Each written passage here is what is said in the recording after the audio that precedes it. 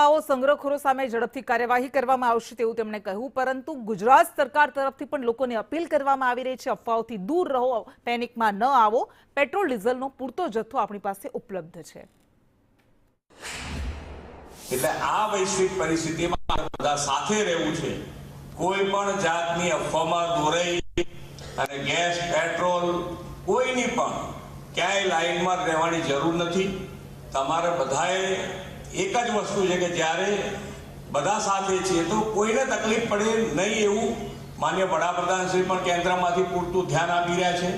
અહીંયાથી રાજ્ય સરકાર પણ એની પર પૂરતું ધ્યાન આપી રહ્યા છે। એટલે કોઈ અત્યારે કોઈ ડીઝલ, પેટ્રોલ કે ગેસની કોઈની શોર્ટેજ નથી। બધાને પૂરતું મળી રહ્યું છે, મળી રહ્યું પણ છે અને મળી રહેવાનું પણ છે।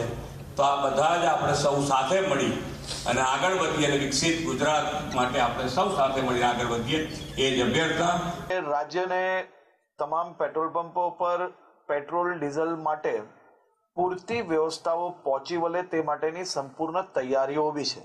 કોઈ બી પ્રકારે શહેરમાં કે રાજ્યમાં આ પ્રકારની ખોટી માહિતીઓ ફેલાવનાર લોકો પર બી આવનારા દિવસોમાં કડક પગલાં ભરવામાં આવશે। ગુજરાતના જાગૃત નાગરિક શ્રીઓને હું વિનંતી કરું છું કે કોઈ બાબતની અફવાઓથી દોડાયા વગર અમારા જવાબદાર લીડર ડેપ્યુટી સીએમ શ્રીએ પણ જાહેરાત કરી છે કે આવો કોઈ અછત નથી અને કોઈને અછત પડવા દેશું નહીં। ત્યારે આવી અફવામાં ન આવતા